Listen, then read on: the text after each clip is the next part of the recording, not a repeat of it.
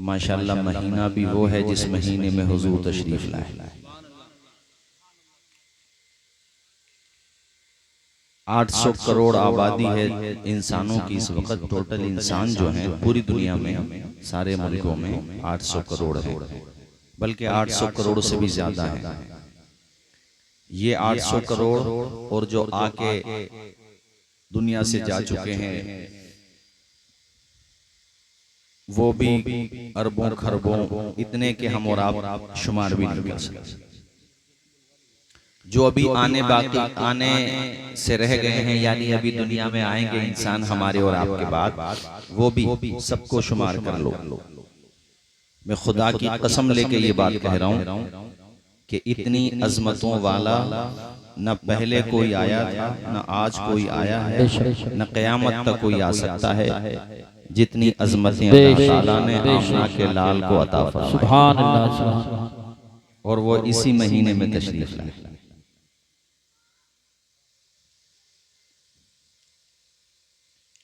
और एक जुमला और सुनो आप, इतना तस्करा भी किसी का ना हुआ, न आने से पहले, न आने के बाद, और न दुनिया से तशरीफ ले जाने के बाद।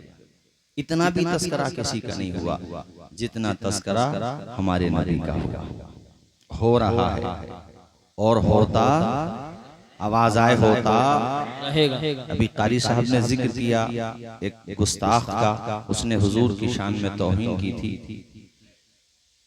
हमारे आला हजरत ने साफ ऐलान कर दिया, रहेगा यूं ही उनका चर्चा रहेगा, पड़े खाक हो जाएं जल जाने वाले। मिट गए मिटते हैं मिट जाएंगे आदा तेरे, न मिटा है न मिटेगा कभी चर्चा तेरा। किसी का जिक्र नहीं हुआ, बल्कि अब तो गूगल का जमाना है। आप सर्च करके देखो कि सबसे ज्यादा पढ़ी जाने वाली किताब कौन सी है, तो आपको जवाब मिलेगा कुरान। सबसे ज्यादा जबान पे जिस हस्ती का नाम आता है खुदा के बाद, वो नाम कौन सा है, आपको जवाब मिलेगा मोहम्मद। जोर से बोलो ना यार, जोर से। यानी कितना सल्लल्लाहु अलैहि वसल्लम, कितना ऊंचा मकाम है हुजूर, और इसको कोई नीचा नहीं कर सकता। एड़ी चोटी का कोई जोर लगा ले हुजूर के जिक्र को मिटाने के लिए, ये तो उस वक्त नहीं मिट सका जब कलमा पढ़ने वाले 4 थे। आज तो 2 अरब हैं। जब मुट्ठी भरते तब हुजूर का जिक्र न दबाया जा सका। वरफ़अना लका ज़िक्रक, अल्लाह पाक फरमाता महबूब आपके जिक्र को हमने बुलंद किया।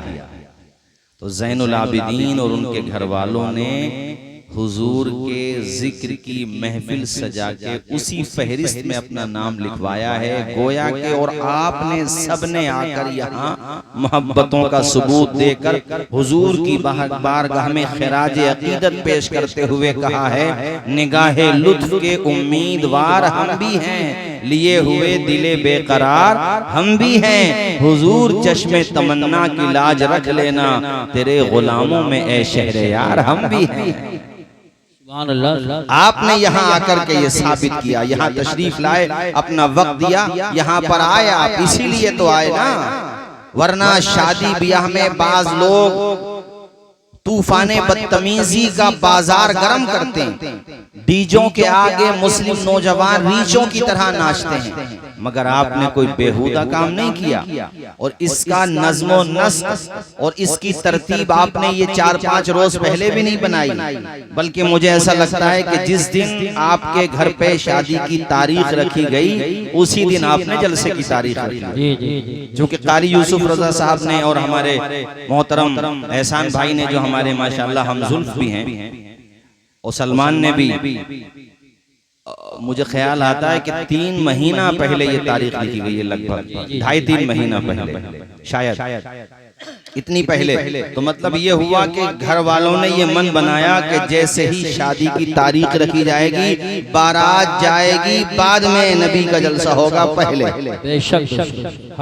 इसलिए कि जो कुछ मिला वो उन्हीं के सदक़े में तो मिला, जो कुछ मिला उन्हीं के, तुमने सुना नहीं हजरत हलीमा के बारे में क्या था उनके पास, बताओ मुझे। उनकी हालत गुर्बत की ये थी कि आस पड़ोस के लोगों ने दूरी बना ली थी। जब किसी के घर पे कमजोरी हो ना तो साया भी साथ छोड़ देता, परिवार की तो बात ही मत करो। और जिस सवारी पे वो बैठ के आई थी वो भी बड़ी लागर और कमजोर सवारी थी, उन्होंने भी साथ छोड़ दिया कि इसकी वजह से रुके तब कैसे पहुंचेंगे हम मक्का, उन्होंने भी साथ छोड़ दिया उनका।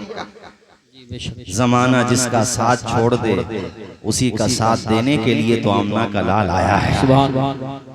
जिसका कोई सहारा नहीं उसी का सहारा बनने के लिए तो आमिना का लाल आया है। अल्लाह अकबर। छोड़ दिया हलीमा को और वो पहुंच गई। पहले सारी औरतें अमीरों के बच्चे लेकर के आ गईं। हजरत हलीमा जब पहुंची पूरी सूरत हाल से वाकिफ हो गईं। आपने कहा कि खाली हाथ तो नहीं जाऊंगी। किसी ने मशवरा दिया तो फिर ऐसा करो, सरदार कुरैश हजरत अब्दुल मुत्तलिब के घर पे जाओ, उनका पोता है, उनकी बेवा बहू के घर पे जाओ आमिना के।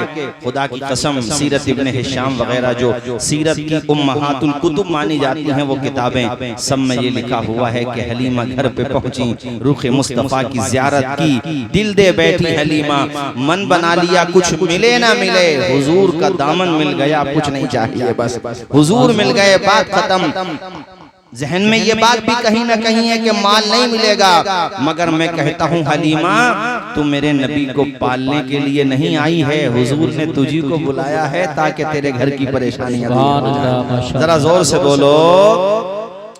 गोया के हजरत हलीमा दुनिया को पैगाम दे रही थी, दुनिया वालों कुछ मिले ना मिले मुस्तफा मिल गए, बात बन गई। सुभान अल्लाह। फजले रब्बुल उला और क्या चाहिए, फजले रब्बुल उला और क्या चाहिए, मिल गए मुस्तफा और क्या चाहिए। मेरे साथ पढ़ो सारे लोग। फजले रब्बुल उला और क्या चाहिए, मिल गए मुस्तफा।